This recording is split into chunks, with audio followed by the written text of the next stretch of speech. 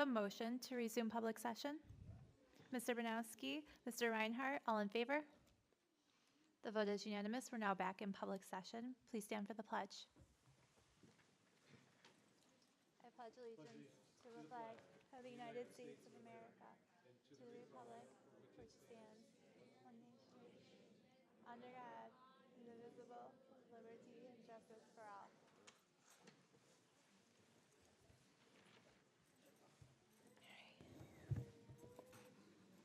Good evening, everyone. We are starting now with our public hearing portion. So we're going to open the public hearing. Mr. Torres? Yeah. Welcome, sir.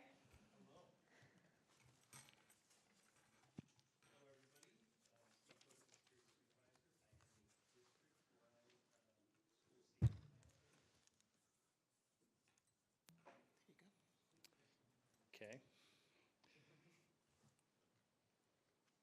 All right, this isn't working. Okay. All right, like I said, I'm Steve Torres, Security Supervisor. I have a district-wide school safety plan update. We have DESH's law is a cardiac arrest emergency response plans. DESH's law is a New York State law that requires all public schools to have a cardiac emergency response plan included in their district-wide school safety plan by January 20th, 2026. The law is named after Desha Sanders, a student who died from a cardiac emergency at a school in Western New York. Section 3, the preparedness is amended to include 3.6. You can go to the next one. I'm not going to read through all this legal stuff. The core components of this are cardiac emergency response teams are identified at each building. CPR AED awareness training for all students and staff. AED placement and maintenance clearly marked and regular inspected. And we're going to do practice drills, at least one annual SERP drill per building. Any questions? All right, thank you. Thank you. Do we have any public comment in response to the public hearing portion? All right. Thank you so much. I'm going to now close the hearing and move us forward in our regular business meeting. Can I have a motion to resume public session? Ms. Minchella, Mr. Reinhardt, all in favor? The vote is unanimous. We're now back in public session again. And that moves us now to our GC Pride Awards.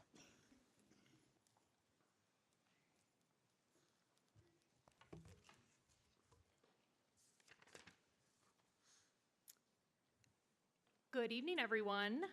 First up this evening from Walt Disney Elementary, we would like to honor our Quest ambassadors, which is what we call our student council at Walt Disney. If the following students will please come up to join Mr. Tavaleris and receive your certificate when I call your name. Kayhan Ahmadi.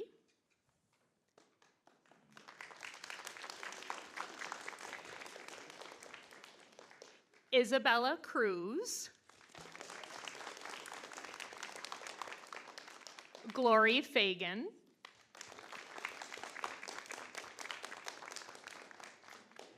Damon Gage.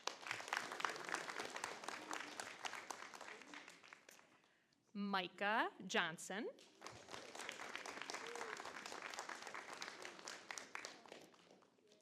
Fist bump, Micah. I saw you. Ariel Jones.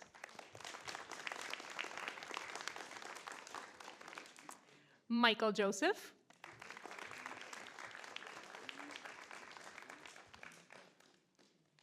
Autumn Lahamadou.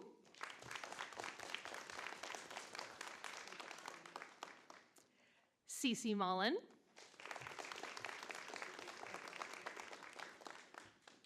Zoliani Rosario.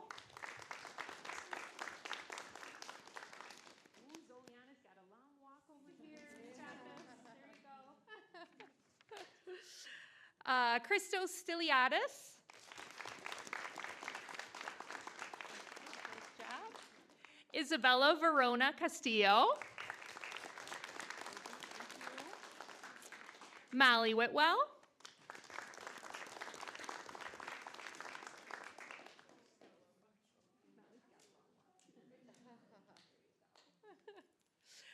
Kelly Williams. And Bailey Zabachuk.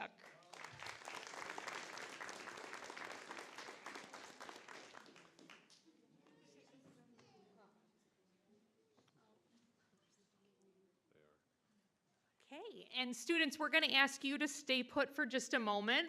We have a couple of grown-ups that we wanted to honor as well. And first up is Wade Walker. If Wade would come up and join me for a moment. Right here. So Wade is the new head custodian at Walt Disney, and he began over the summer and has made an incredible impact since he began just a few short months ago. His positive attitude, strong work ethic, and constant willingness to support our students and our staff is so appreciated. Wade, thank you for leading our team that keeps our building clean, that helps to set up and tear down events, and for bringing such great energy to our school. You're remarkable, and we appreciate you.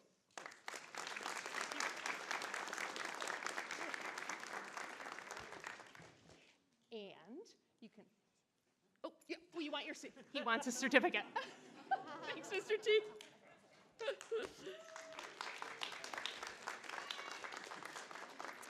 Okay, next up, the next two people are going to be mildly annoyed with me, and that's fine. We're still going to proceed because they don't know that I'm about to call them up.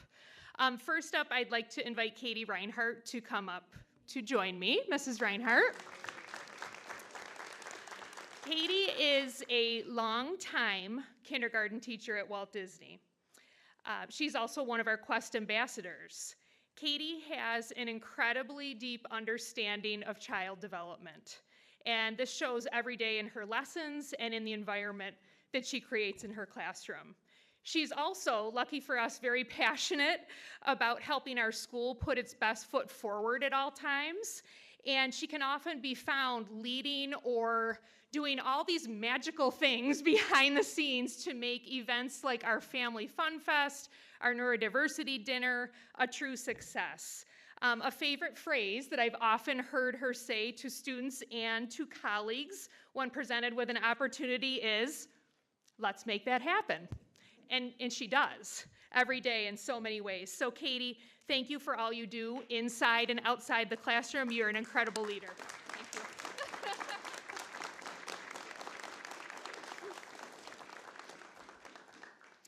Okay, and last but not least, another person who's going to be mildly annoyed, Kara Snyder, come on up.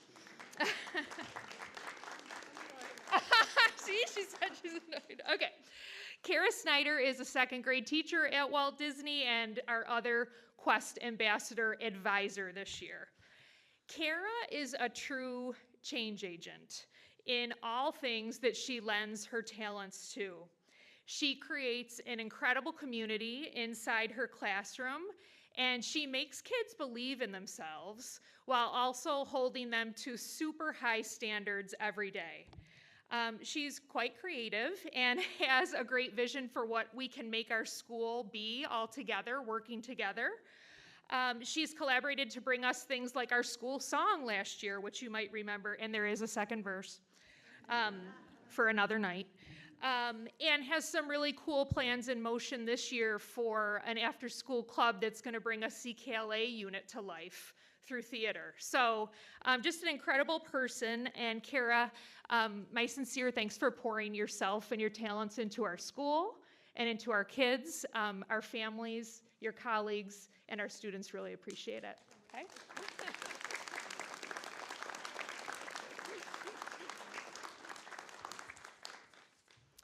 And that's the last award. We're going to grab a picture.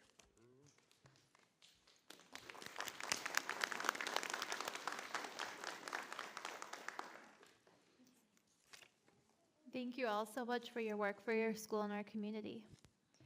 That moves us forward now to agenda changes. We have changes to personnel. Thank you. So I'm going to take a minute for board president comments. And I wanted to thank all of our Disney families here and staff and our kids who are all posing wonderfully for their pictures. So thank you all for being here tonight. We love being with our community when we meet.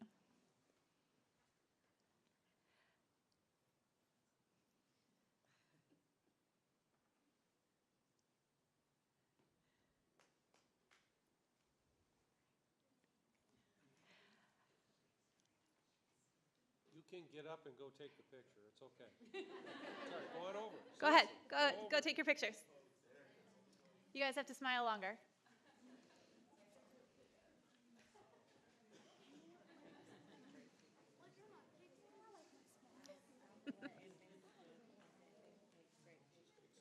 Yeah. Yeah.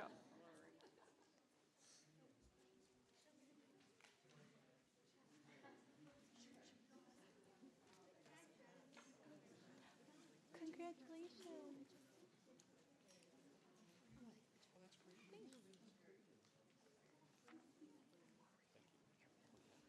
Sorry.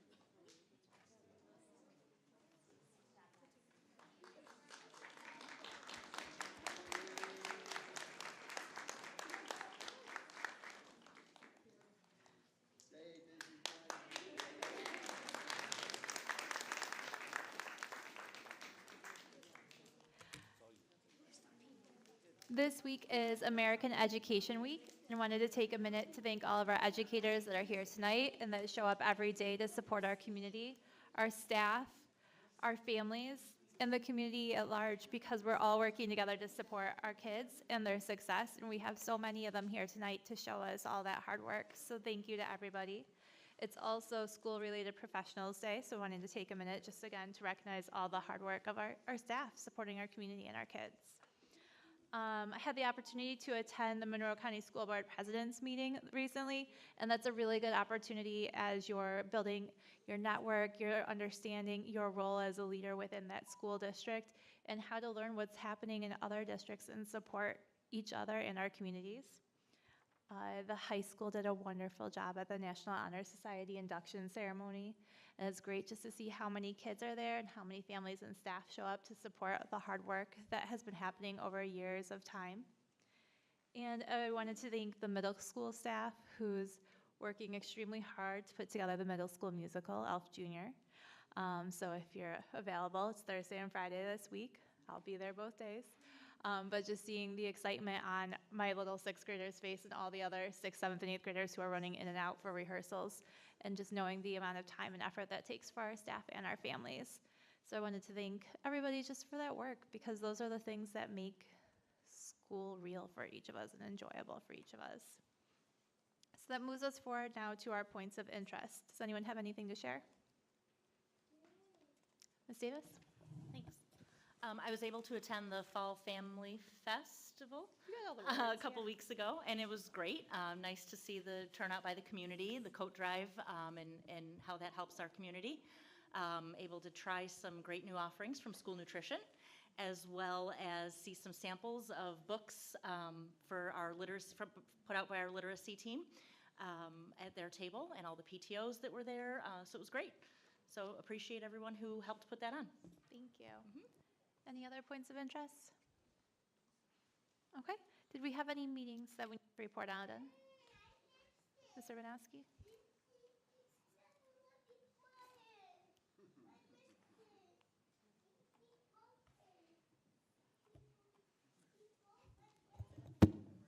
Here you go. I attended the Monroe County School Board Association's Legislative Committee meeting where we just discussed several issues that our districts are facing across the state and worked on our position papers. So just got some updates on that, and that's all. Thank you. Thank you. Were there any other meetings? Okay. Do we have any visitor comments? No? All right. That moves us on to really the most exciting part of our evening, Walt Disney Elementary Update.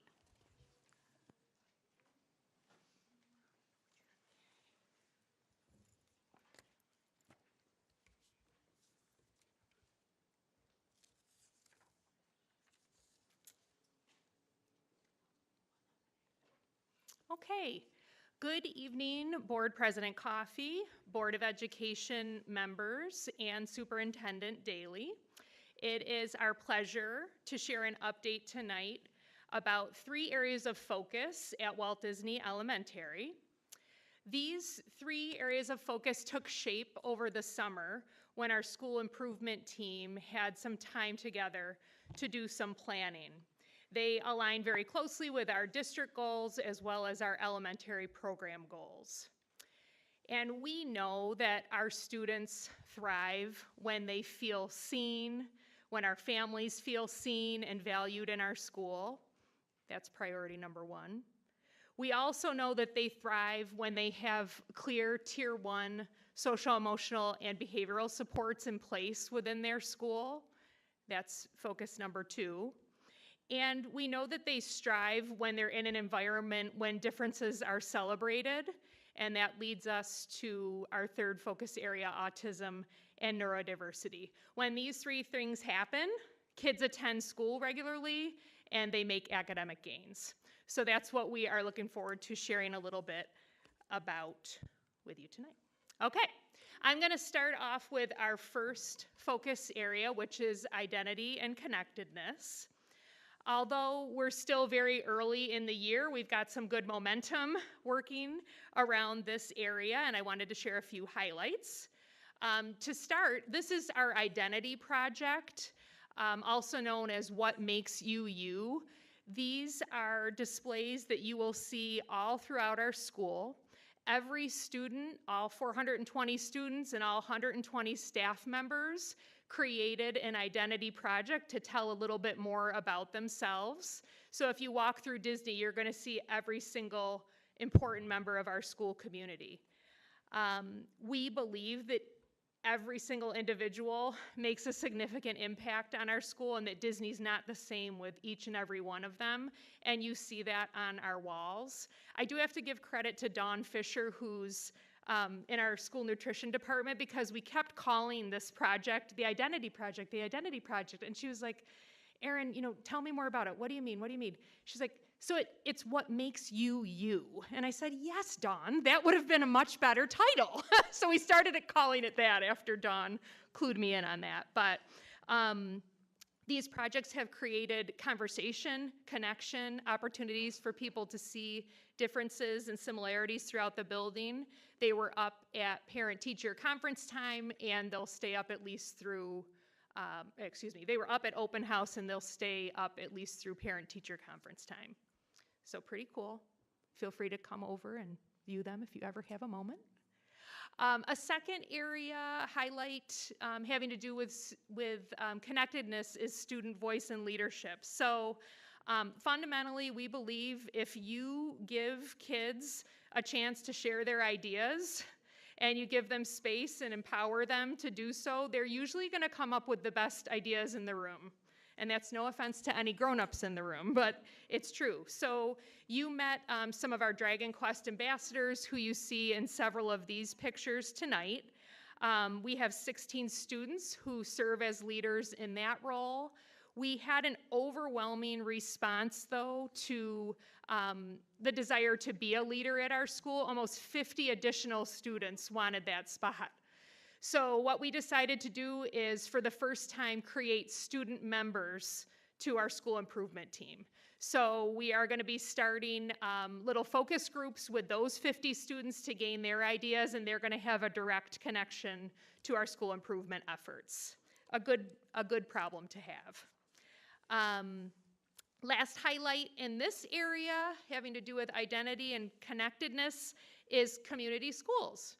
So we are very early in our launch of community schools strategy. We have welcomed 2 partners to our team. On the left on our screen, you see Miss Kia, who is our social learning specialist. And on the right, and also in our audience tonight, is Kate Perry, who is our community schools site coordinator. Both are employees of Center for Youth Services, but they work full-time with us at Disney, which is kind of a cool setup. And they've both become important members of our team very quickly. A couple pieces of early work to share with you. We just wrapped up a large family survey. We actually got 130 household responses, which is almost 40% of Disney families, who were willing to share with us what they need, not what we think they need, what they actually need to feel connected to our school and in our community. We're in the middle of what is called a needs and assets assessment, where a group of people look at those data points as well as many others to really hone in on what our priorities are going to be with the community schools strategy moving forward. Even in these early days, we're seeing some wins. We have a dental clinic that's going to be offered starting at the end of November, beginning of December, right at school, so that if families choose, they can have dental care for their children right at school. We have a food pantry that's operable right out of Disney. And on the right, you see an example of messaging that Kate does on a monthly basis to our families to alert them to community events, community resources, and things of that nature. So lots of good stuff, all in the early stages. But I am going to stop for a moment and turn it over to Mr. Tavaleris and a few colleagues who are going to share a bit more about our second focus area. Thank you, Ms. Eugene. The second focus area around Tier 1 SEL and behavior, as Ms. Eugene said, is important to have those beginning levels set so our students can learn. So the focus in this area this year is anchored in the zones of regulation. These are a tool to help individuals identify what emotion they're feeling, and the zones categorize those into blue, green, yellow, and red. So you see on the left-hand side as an example of a zones poster, which is located in every teaching area in the building. And as we've in our teaching with our staff and with our students, there's not one zone that it should be expected for anyone to be in, but it's important to know what to do when you feel that emotion and how you would regulate yourself. As we talk with students all the time, it's okay to feel that way. It's how we react to what's going on around us. Some of the history behind the zones of regulation at Disney, it's been part of the SEL curriculum for a number of years, delivered to all students, and it's evident in my 4 years at Disney, even from my first year there, how students were able to explain what zone they were in when they were struggling with something and having that conversation. So a good kudos to Ms. Pika and our student support team in delivering that curriculum.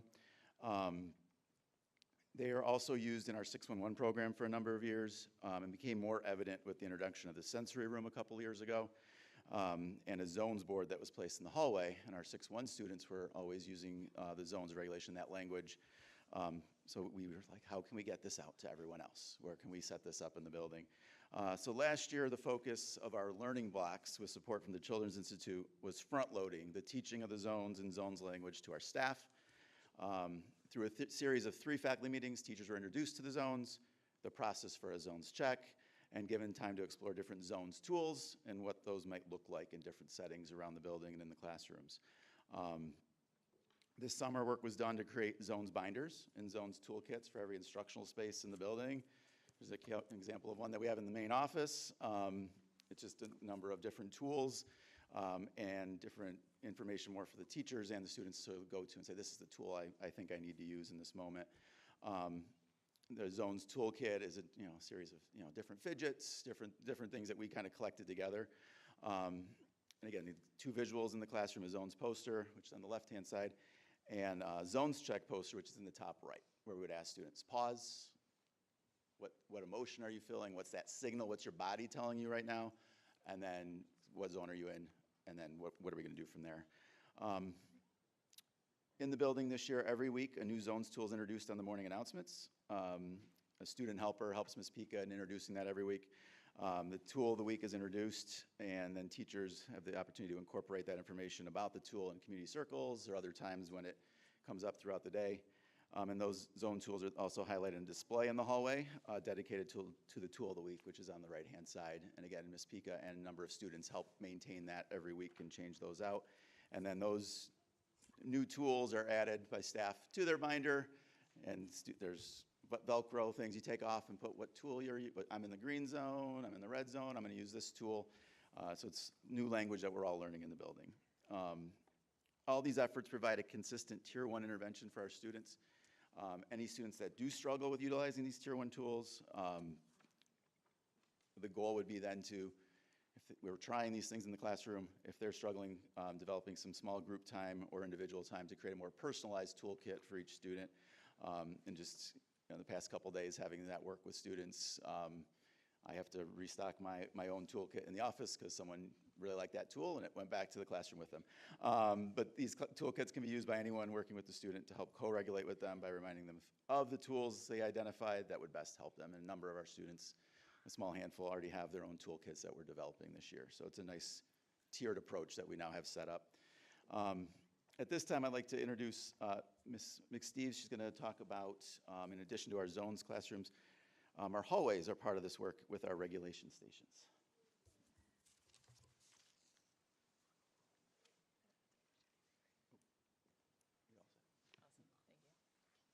Hello, everybody. I am Ms. Steves. I'm the occupational therapist at Walt Disney Elementary School. As an occupational therapist, I have supported the creation and development of the regulation stations throughout Walt Disney. These stations serve as Mr. T said, a Tier 1 school-wide support accessible to all students. This intervention helps all students have access to a quick and practical strategy to help regulate their bodies and minds. The implementation of our regulation stations included initial training during our opening Spartan Way behavioral rotations and continue throughout our ESL instruction, further reinforcing the social-emotional learning, including instructions, as Mr. T said, around the zones of regulation curriculum. Teacher buy-in was essential, and it continues to coordinate a whole team approach designed to help improve a proactive way to help our students regulate. We aim to connect our social-emotional learning with concrete sensory regulation tools. The regulation stations help students understand their body's need, build independence in meeting those needs, and ultimately improve their readiness to engage, participate, and learn throughout their school day. Lastly, I just want to touch base on how we aim to collect data on this intervention. To measure the effectiveness of this Tier 1 intervention, students will have access to a Microsoft form. They will be checking in and out of the regulation stations. This simple system will allow us to document the frequency of use, identify patterns in the students' regulation needs, and observe how the students are responding to those tools over time. By collecting this data, our team can better understand the trends of dysregulation throughout the day, recognize which tools the students are gravitating towards, and continue to determine what additional supports may be needed at Walt Disney. Our goal is to use this information proactively, strengthening our students' independence and tailoring their strategies to, enhance their overall ability to meet their sensory needs. This data collection system mirrors the already put into place system through the sensory room, where it's proven to be highly effective and a useful tool. By expanding the same check-in, check-out system through the regulation stations, we aim to maintain the consistency for our students while continuing to gather reliable information that, again, promotes our proactive supports for Walt Disney. Thank you.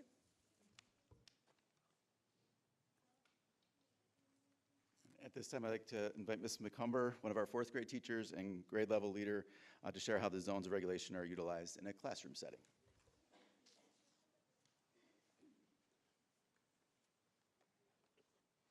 How are you?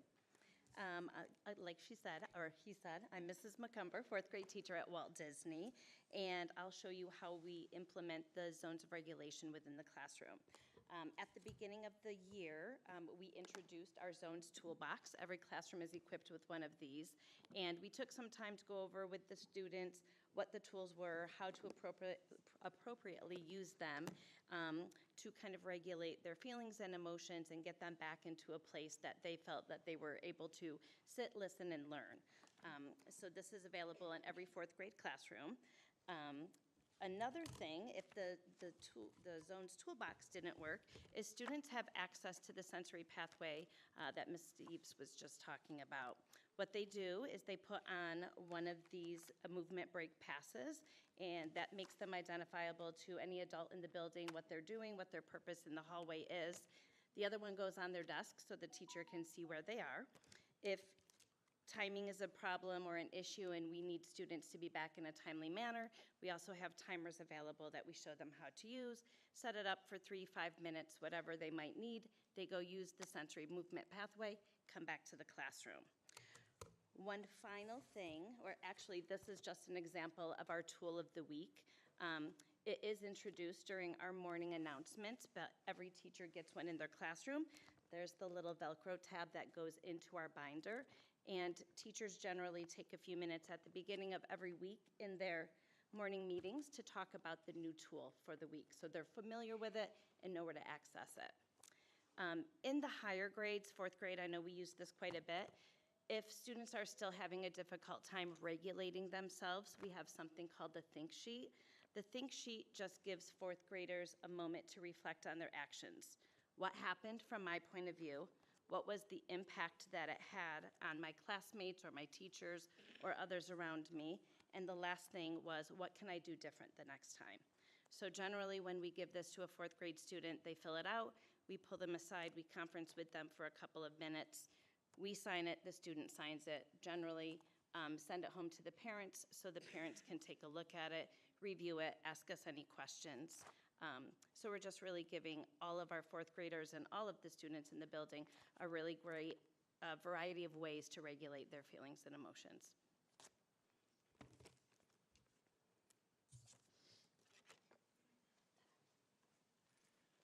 As it's been a team effort to bring the zones to the building and to support our students with those SEL needs, just last week, we held our Zones of Regulation Family Night. The goal of this was to help families understand the Zones of Regulation framework and how it can be used at home to support emotional regulation and smoother routines. There was a brief educational session for families to build some shared language. Mrs. McSteeves and Ms. Pica led that portion. And then a series of interactive stations. And that focus around those stations where families practice working through some common, like real life scenarios, transitioning to the dinner table, shutting down the iPad, you're late for school, and walking those scenarios through with our students. How would you feel in that moment? You might have had that happen. And then there were some make and take resources so families could bring home visuals and tools to use right away. Board members, you'll find a sample of those materials in the folders that were passed out to you. Those green folders have some of the materials that were shared that evening. And that was our, oops. And there are some pictures. Work? There we go. The photos here capture members of our team in action, coaching, modeling the strategies, and partnering with our families throughout the evening. So there's glitter jars. There was a taste reset, which I learned a lot about at that. Sour Patch Kids do a great job. It was a really great evening. The students that were there, the families really appreciated it. And again, just sharing the work that we are doing in the building with our families as well. Thank you. Ms. Eugene? Okay. There you go. Thank you. Okay, and I am going to finish our presentation tonight with some brief updates on our third focus area, autism and neurodiversity. One piece to share, we have launched bi-monthly educational lessons in our classrooms. So every other month, every general education classroom has a lesson to help them learn more about autism. In the pictures you see Adam Mattice, our autism consultant, working with students. Another large drive behind this are two of our speech and language therapists, Maria Brandon and Megan Stevens, who are working on the focus for this month, which is communication, how to be a super communicator. And our kids are gonna learn about that. This is called a core board. There's gonna be a large one up in our cafeteria so students can practice mapping different messages and get a sense that not all students communicate verbally. And it'll be fun, engaging, and the insights of our kids at Disney are incredible. And things like this just help to strengthen those insights. We have a number of things coming up throughout the year which we are looking forward to. Also within the program, this is a large program. We have 5 classrooms, many staff members working together to make this program a success. We have special educators, occupational therapists, physical therapists, speech language therapists, music therapists, and many others. To do this well, it's important that we work together. So this year we've made it a point to develop program norms. We've made it a point to have community building activities. In the middle, you see a breakfast that we recently had. That's our 611 program right there, the adults in it. We've also made it a priority to recognize the hard work of SRPs, the aides that work within our programs, either one-on-one, two-to-one, or in a classroom role. It's incredibly rewarding and incredibly difficult work, and they need to know that we value them. So this is just a display we happen to have up right now about how they're unbelievable. It's funny, right? Leaves. Thanks. So people can write quick notes of appreciation, and this means the world to our folks. They're incredibly hardworking. And last, we are piloting something called CERTS this year within the 611 program. We are doing this pilot in 3 of our 5 classrooms, and this is a big step for us as a program in aligning what we're doing to research-based developmental frameworks. So in a nutshell, it's simple. We want kids to be successful in lots of different environments throughout a school and outside of our school, now and in the future. So CERTS isn't an instructional method. It's really a framework under which a lot of different techniques fall. It emphasizes social communication, emotional regulation, and transactional supports, which when you look at the skills in those areas, that's what families feel are important for their children as well. So families are a big piece of this model. There's a lot of data collection involved, goals are set and monitored, and we're in the infancy.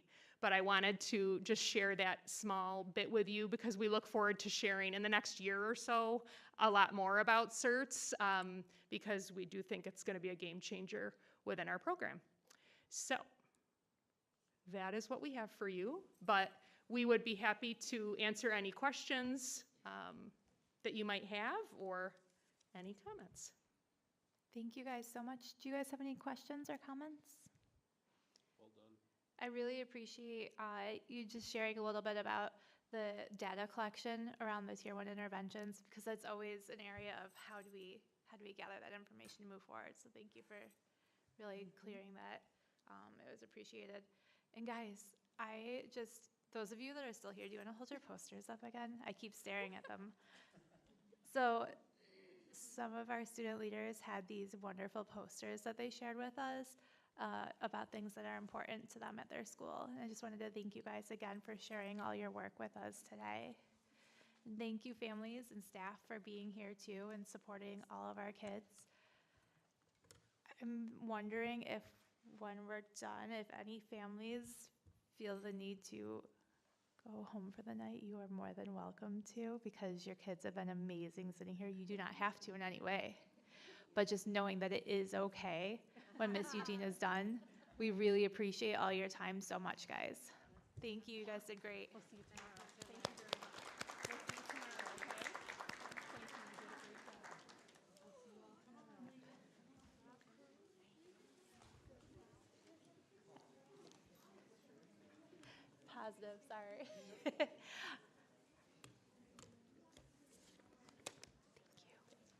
The next portion of our evening is our student ex officio update, which, just so you know, sir, our students who were here earlier were asking all about your role, so they were really excited to learn about it.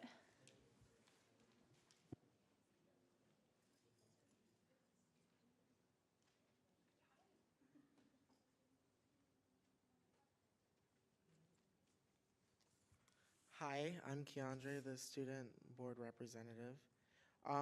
Last week, me and Mr. Hamill had the opportunity to go over to the middle school, and we got to sit in on one of the middle school student council meetings. And during the meetings, we learned a couple of things that are happening in the middle school right now. Recently, they had their elections for class officers, so all grade levels are represented in the class officers. There was a good amount of attendance, about 15 students came to the meeting. Um, Student Council hosts Jar Wars, which is like for middle school teachers, they organize the buckets and everything, and each homeroom gets a bucket, and their goal is to raise money for their classes. So for DJs or for anything that the school hosts to make it cheaper or more affordable for students. And the middle school is having a, let me see, holiday celebration, which is on December 13th, which is where teachers and their families are able to go enjoy a holiday celebration. This is hosted by Student Government and National Junior Honor Society. There will be a lot of books, games, and activities for the families to participate in. The middle school has Elf Junior this weekend, which is a great show. I'm helping with all the stage crew and stuff like that, and it's a really good show. So if you guys are able to, you guys should come see it. Let me see. And they were just discussing like what their goals at the next meetings are. So by the end of this month, they want to have like all the buckets organized and know like what they're doing for Jar Wars. That's it. Thank you so much. All right, next we have our finance, facilities, and audit update.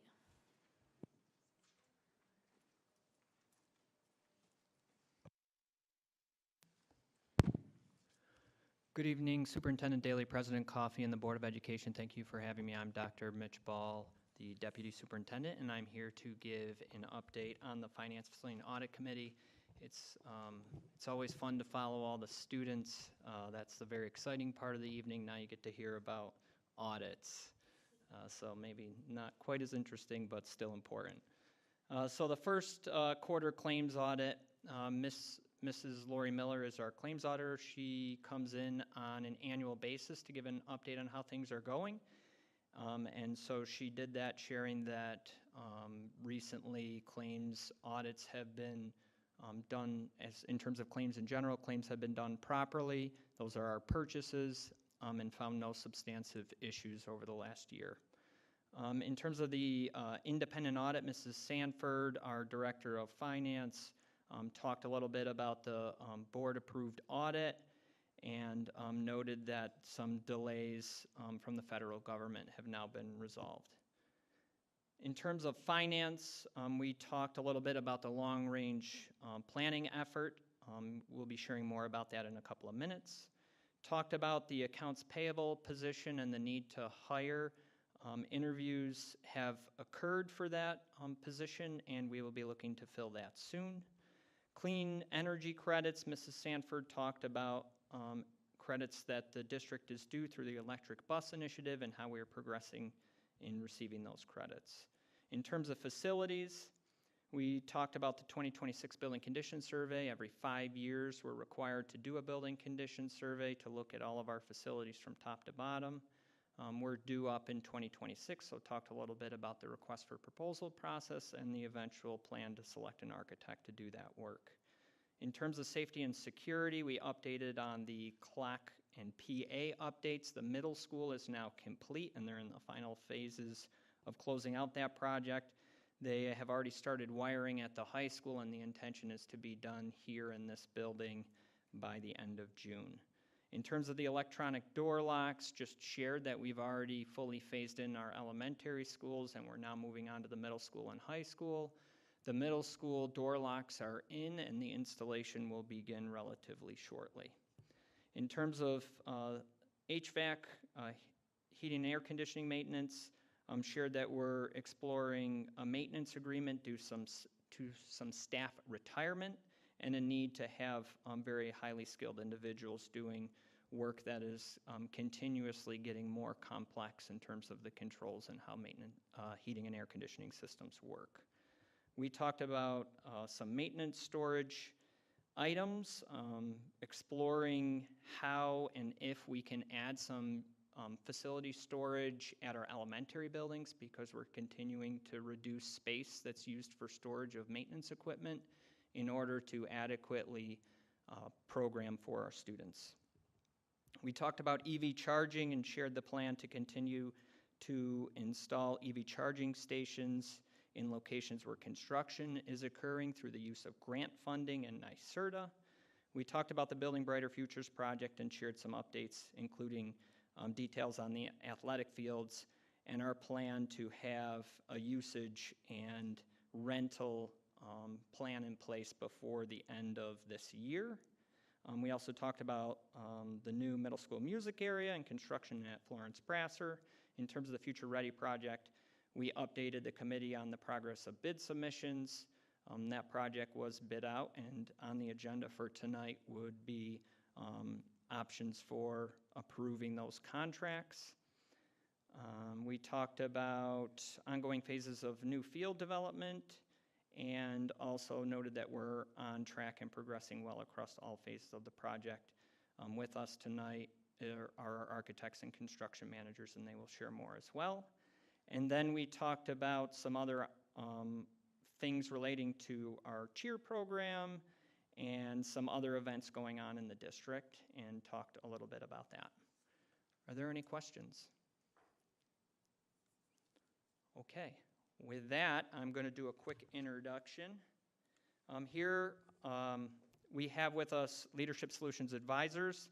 But before I introduce them, I'd like to give a quick reflection on how we got here. If you remember back to our October 7th board meeting, I talked about some particular challenges that our district has been experiencing and will experience in the coming years, and the need to deeply explore options for the future to best position us for continued excellence in service to our school community. In order to adequately prepare and position ourselves, the district has retained the services of Leadership Solutions Advisors, a team of highly skilled and experienced education professionals that will complete the first phase of an exploration called an optimization assessment. So here with me are Matt Cole and Kaz Tangora, two members of that team. They're all former school leaders. There's two other members that have been around the district in recent days. Mr. Cole has approximately a quarter century of experience in education, including as a school leader, a superintendent, and Dr. Tangora has had multiple superintendencies and has even served as the Deputy Commissioner of the New York State Education Department. So before I turn it over to them, I just want to do a quick plug.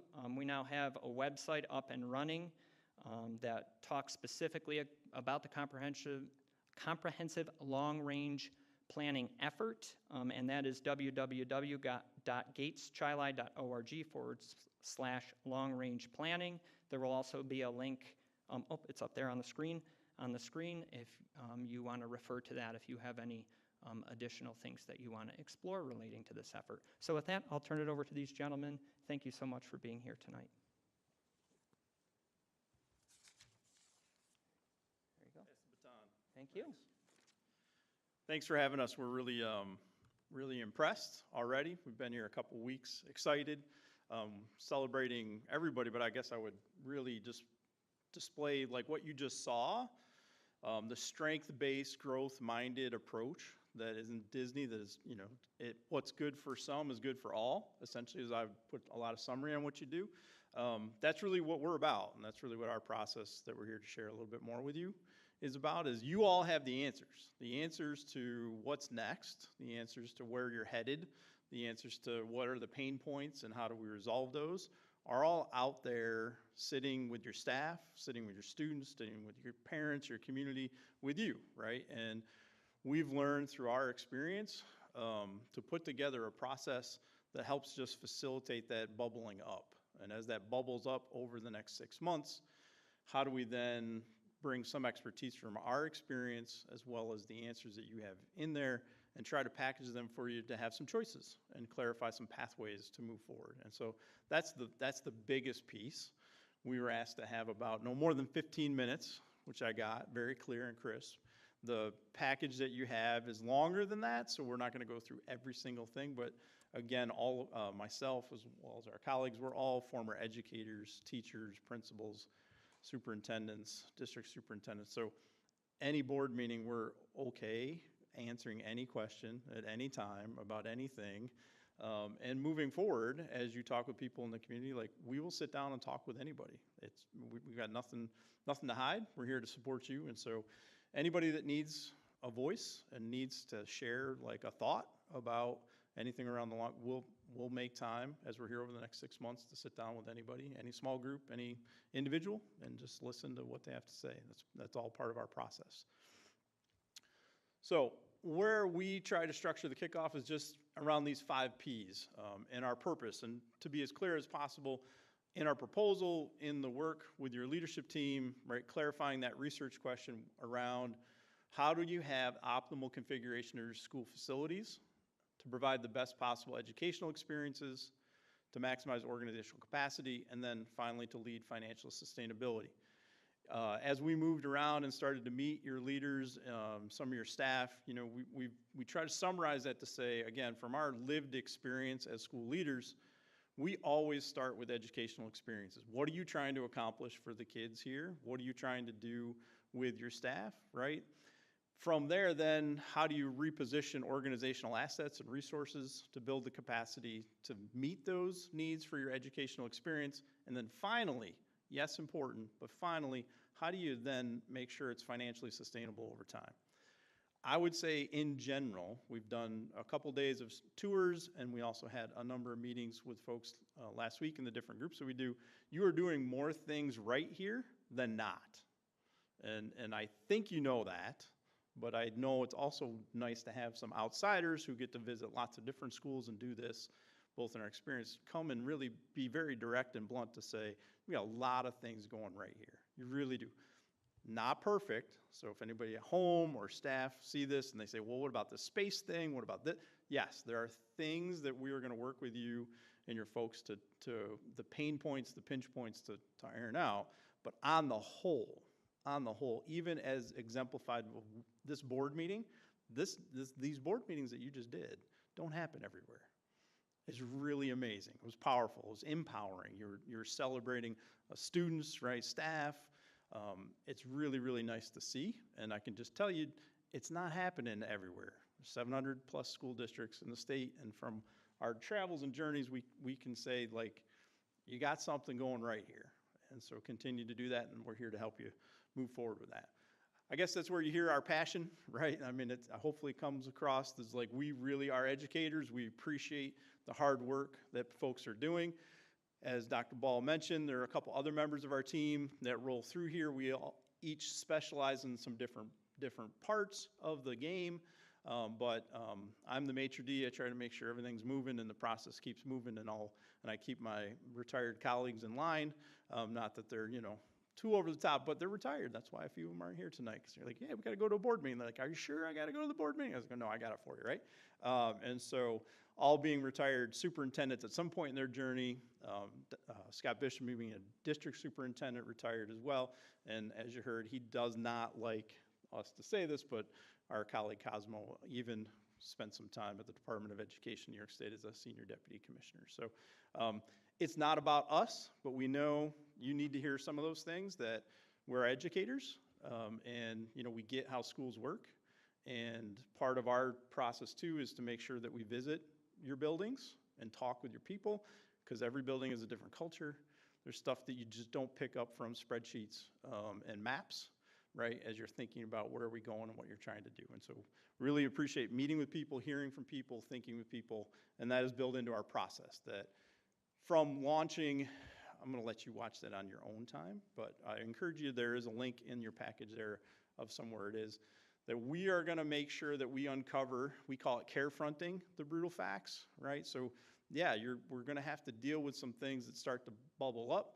We know that we need to engage the people closest to the work. And so on our tours, we talk about, hey, we'll talk to custodians and to head bus drivers and anybody who has a thought and a perspective of schools are important to hear, and we bring into our process.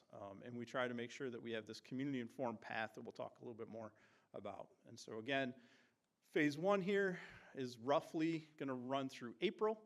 We're in this part here where we've completed those site tours, had some individual interviews, ran our first engagement day, and then we'll be circling back in December to, again, run another day. We also build in other opportunities to make sure we go and visit people and talk with people as we keep moving through it. We say anytime you've now said you're going to think about problems or try to, right, instantly, all these sound waves, it creates a lot of noise. This process will create chatter. There will be conversations, there will be speculation, there'll be, right, that's just part of living and breathing in a public school. And so what our process tries to do is cut through that. What we've learned over time is that typically what would happen is that you'd have this final report from these outsiders, right, and to the board, and then all you're relying on at that point is what we refer to as face validity. If you do that, especially in today's environment, people prejudge everything. They've already got their answers before they're not going to read the report, right? Face validity just means like I know the answer before it all started. And so what we try to build in is that we have an advisory committee. So I'm going to share a couple quick insights even tonight that we've gathered in our short time here. That's all been vetted through the advisory committee. So anything that you get is going to have some level of touch points, and a few of you are on the advisory committee here, right, where that group is going to be like, yeah, that makes sense for here. Yes, right, you got that right. Or here actually is a little bit more nuance behind that information. So we think that helps in the process. We also encourage our partners here to build in these other groups. And it's a little rudimentary graphic, I know, but the idea hopefully gets there is that helps you cut through the noise. As you're driving through this process and getting the community engaged with the thought exchange that we just finished yesterday, focus groups, stakeholder work groups, and student voices, that all helps you not just once, but continuously through the process. We encourage them to, there's much sharing as we go through the next number of months as they are giving information, right? And so those are the things, the conversations that happen right at the deli there in Wegmans, on a soccer field, right, on a Friday night dance, like all those kind of things are where those social networks of all the different people involved in this process help cut through the noise and say, yeah, appreciate that, we'll pass it on, or, you know, actually that's not really what we're talking about, right? So it's that clarification and that conversation. We want to invest in as many people in the process as we possibly can, and your team's done a tremendous job of reaching out, building those teams, having those move through. We believe that once you do that, when the final report gets to you, then you also have this procedural validity piece, which in kind of the ed leadership research really just means, I may not like the answer, but at least you had a process, right? I may not like the answer, but yeah, you did talk to the right people, right? You did involve as many people as you have. And so while no process, especially in today's discourse, is probably going to be perfect, it does, we find, help get you the recommendations and the thoughts that we want you to know when you see it. It's all been vetted through people that are in your community, doing the work, living the experience as we move through it. So again, I said I was going to share a couple quick kind of themes from a couple days of tours, some early the thought exchange, and this is the type of thing that you're going to see in those final reports, right? Space, facility, learning environments. I mean, there are your folks, Disney folks in particular, other elementaries, I mean, they have the most creative, resourceful approaches to finding positive experiences for kids and doing their best to meet their staff's needs. I mean, it's really miraculous as we walk through those buildings, the creative nature of which they're using every square inch, probably I should say, right, of space to engage the kids and support their staff. There are constraints, though, right? That definitely is an issue. It presents itself a little bit different in each one of your elementaries, but there's definitely some things we're going to have to keep working on and talking about and thinking through and provide you some different thoughts about how to maybe organize some things to go after those. Special education, inclusion, alternative programming, right? There's definitely some work and some thoughts around that and how that is floating through and things that your staff each indicated they want to do better, they want to do different. Again, more things are working than not. So again, I just want to really make sure you're here that even as we identify things, it's not from a deficit model. The district is doing well, and you're meeting kids' needs in a lot of different ways. And so it's just really trying to cull out, like, we also believe that through the process, you put everything on the table. That's part of care fronting it, so that then when you bring pathways back of maybe possible changes, education doesn't work on a one and done kind of change, right? It's a people thing, right? We've got kids, we've got parents, we've got teachers. And so one little change often has like 18 different things that come with it, right? And so it'll be about organizing all of those things to give you some pathways to move forward. Academic interventions, program expansions, certain lot of extra levels of support have been put in place in each of the buildings, causing some of the space crunch, right? Again, one thing often has a lot of different connecting points, and so how do we work through those? A new ELA program, right, that people are working through, so that's part of it too, and how people are digesting that, how people are implementing that, how you're training those things. School culture, social emotional learning, you heard a lot of that in the goals that were presented tonight, but each of the buildings, right, really putting that first and up front in their work of how do you make sure kids have a good sense of belonging, how are they connected, how are they in relationship with each other, because we all know as educators, you don't get anything done unless those things are moving, and so they're all working on that. A lot of good examples of good positive transformations in some of the school cultures around work that's been done in recent years. And so again, a good, really positive forward lean, I would say, is what we glean from, again, not just what people tell us, but we go to the schools and spend time there as part of our model as well. Some of the thought exchange, again, class sizes are growing, limited space, again, recurring themes, right, that come in around how does that work? How do we get things moving through there, space being limited. Most of you know this, but again, part of our process is even in this public recorded streaming way is to start sharing that.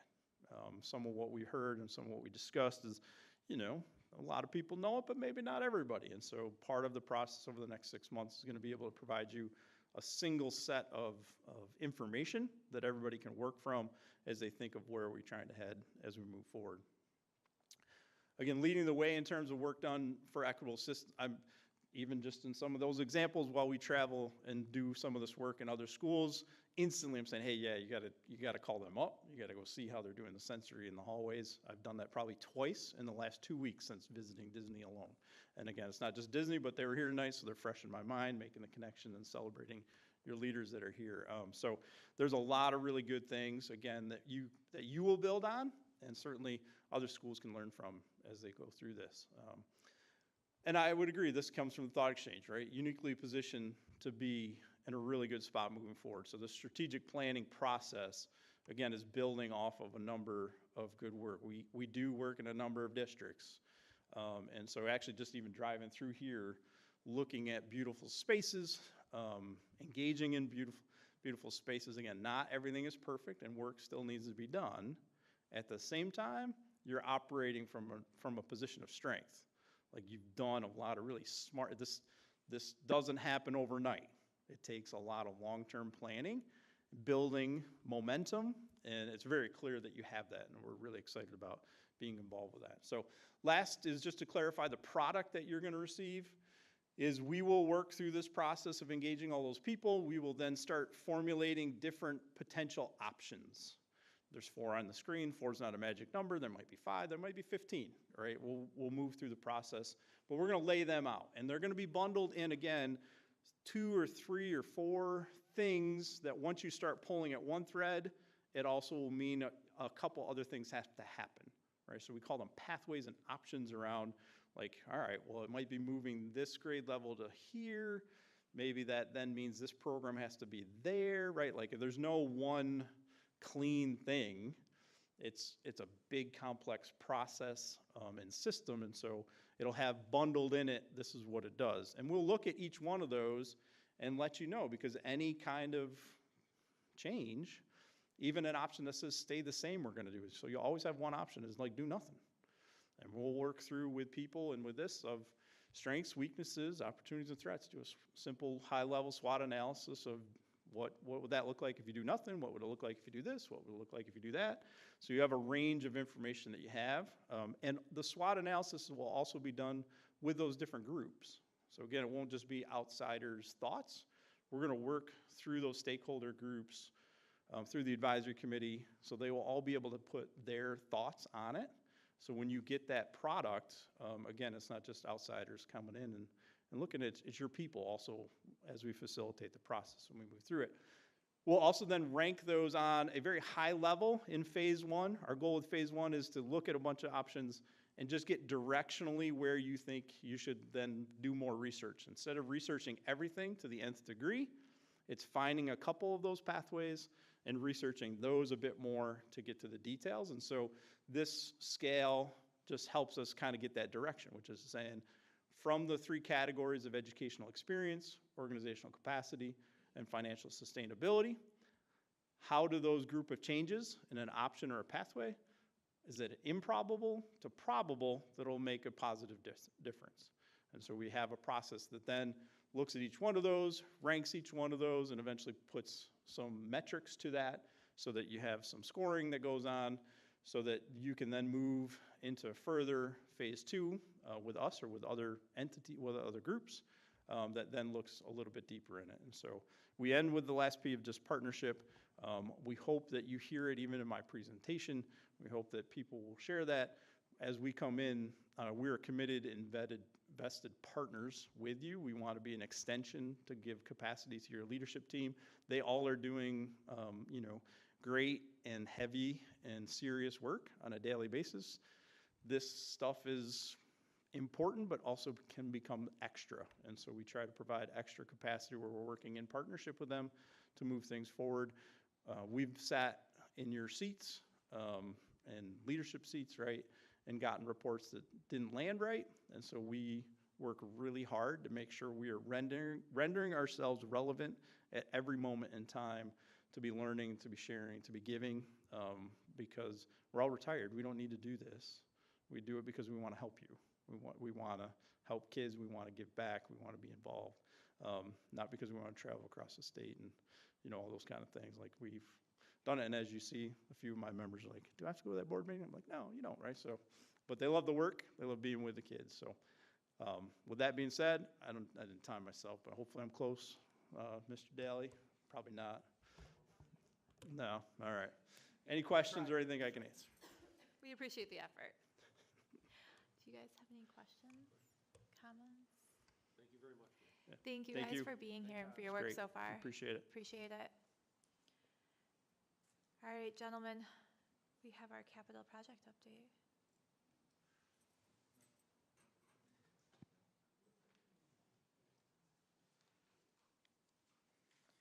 Good evening. Just a reminder, I'm Zach Mooney from Campus Construction. We are very pleased to share our updates for the Building Brighter Futures project today. The last month, the contractors completed the interior wall framing at the middle school music space, as well as began the brickwork outside and installed all the exterior doors and windows as well. They've continued hanging ductwork in the space and running conduits for new electrical work as well. At Florence Brasser, they've completed the old nurse's office drywall and ceiling work and the new main office ceiling work, as well as started the new art room and hardwood floor patching in there. At the middle school fields, they have completed the roofing on the new masonry dugouts, as well as completed all the new topsoil and seeding for new grass and the sidewalk paving, as well as the new parking lot expansion. The plumbers have completed their work for the bathrooms in Florence Brasser and are beginning the finish up at the main office. And mechanically, they've started the ductwork and piping for the new heating system. And electrical, they've continued to pull wire in both Florence Brasser and at the new fields. At the Phase 3 bathroom renovation, they have completed their under slab plumbing work for all the new toilets and sinks, and they also finished the concrete for that floor. In the next month, we expect the contractors at the middle school music to complete the drywall and finishing in that space, start the painting right after, and finish up the exterior facade for the new brick. Hopefully we see casework as well. At Florence Brasser, we expect the new ceilings to be installed all throughout, new tile work in the hallways and painting as well, and then the aesthetic panels outside for the new entryway. At the middle school, we expect to see the field training for district staff. We are coordinating that now, finishing that up, and begin the punch list work over at the fields as well. At the bathrooms, they already poured the floor back, and they're underway for their new wall framing and begin drywall shortly after. Currently, we are showing 90% build by the contractors for Phase 1, 87% for Phase 2, and 14% for Phase 3. Here at the middle school music, you can see the new stud walls installed for some instructional offices. Here is some drywall hanging over at the new chorus room. And that is the west wall for the new brickwork with the new door. At the fields, they've completed the site bench concrete pads, and you can see all the seating in the grass. That's a picture of the asphalt paving for the new walkways. Real exciting one here. Relocated and replaced an old fire hydrant. Here's some drywall for the new art room at Brasser. New heating system underneath the windows. And in the new ELL space, some new lighting, ceiling, and painting. Here's another same example at the speech room across the hall. In the counseling suite, just more mechanical work and drywall finishing. Same deal here. And then in the new instrumental music in the back of the building, same deal, just painting all the new drywall and hanging the ceiling system. The middle school bathrooms, here's a picture of them cutting the floor, and then all the new plumbing installs for the new toilets. Any questions or comments? Thank you so much. All right, thank you. All right, so at the last meeting, we started talking about our Future Ready project. Since then, as Dr. Ball had mentioned, we publicly bid the Phase 1 work last Wednesday. So that is in front of you today to award. But a quick agenda for the Future Ready, quick Phase 1 updates, the timeline for Phase 1 construction, and then what comes next as a group. So we received bids last Wednesday, as I said. Our low contracts are TME Excavating for our site work at about $1.7 million. Americon Enterprises will be our general, or if approved, will be our general trades contractor at $2.655 million. Delta Monix, who is our current Phase 3 plumbing contractor, was the low bid for plumbing at $110,000. Pipitone Enterprises, who is our Phase 2 mechanical contractor, was the low bid for mechanical at $1.26 million. Connors Haas will be our electrician at $592,000, and then through a state contract, we have pursued Corporate Floors USA for $980,000, and that is for Neil Armstrong and Walt Disney's floors. The astute among you might notice that 106 and 107 are missing. We are still pursuing those. Those are our temperature controls and access controls. We're finalizing that with the automation for integration into the project. Construction schedule. High school in the spring, the last meeting we talked about the scope of work. We'll be doing the fields fencing, the gates, and the bleachers. And then over the summer, interior door replacements. The middle school, the summer exclusively will be the air handler replacements. There are 2 at this building. Neil Armstrong, in the spring, we're going to start the wall modifications in the open concept classrooms, and then over the summer, painting and flooring all of those rooms. Walt Disney, similar scenario with the wall modifications and flooring replacement, but that building is also receiving a basketball court and new fencing. And then at the Operations Center, this is the bulk of just timeline of work from January through August. We'll be doing maintenance area training and storage space renovation, the warming kitchen renovation, bathroom renovations to support the Spartan Stadium, and then some exterior upgrades around the warming kitchen, small grilling area, some concrete patio. The Phase 2 timeline, which we talked about at the last meeting we were at as well, December, submitting to the state, spring, summer, planning and then bidding and awarding the Phase 2 work, and then fall of 2026 is our tentative construction start date.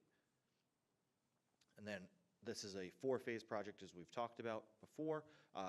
Phase 3 and 4 are still in the planning stages. 2025 December, Phase 3 will start designing.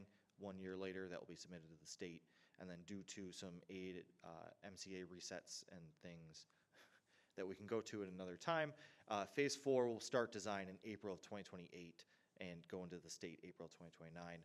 Right now, we're projecting construction throughout the entire Future Ready project to go through 2032. So what comes next for Phase 1? Over the next month, contractors are going to mobilize if approved tonight, and contracts will go out tomorrow. They will mobilize, start getting their insurances, their bonding, their submittals, preparing for the work, and then January 5th is our start date for the Operations Center. And then we'll continue to give regular updates to the Board of Education. Phase 2, like I said, submission in December, and then the campus team will start planning the logistics and phasing of all of that work with building stakeholders and district administration stakeholders. Questions? Any questions? Thank you. Thank you. All right, that moves us on now to our consensus agenda. Can I have a motion to approve the consensus agenda? Ms. Jennings? Mr. Long? Any questions? All in favor? The vote is unanimous. Can I have a motion to approve consensus items C through H? Can I have a motion? Mr. Long? Ms. Manchella, any discussion? All in favor? The vote is unanimous.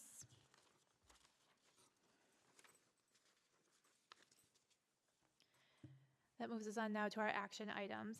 Can I have a motion to approve Lisa Young, who has completed the APPR training for lead evaluators of teachers conducted by Monroe 2 Orleans BOCES on October 20th, 21st, 27th, and 28th, 2025. Can I have a motion?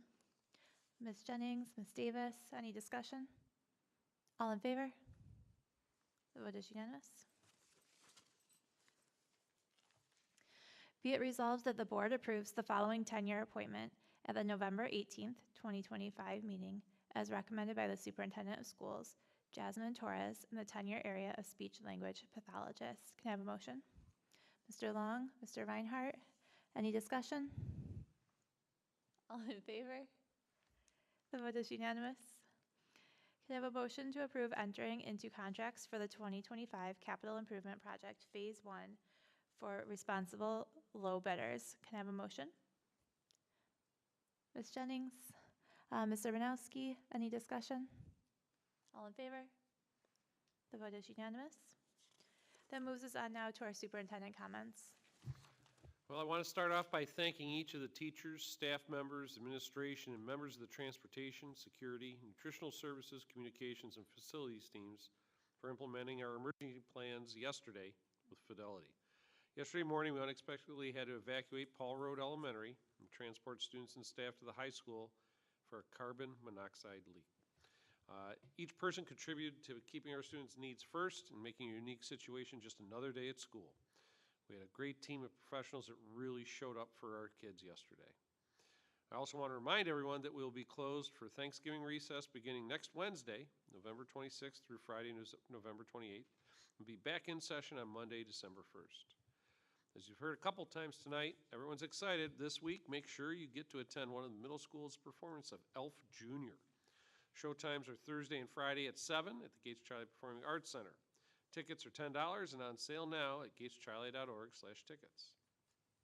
I'm also proud to share that Gates Charlie has received 7 NISPRA Communication Awards.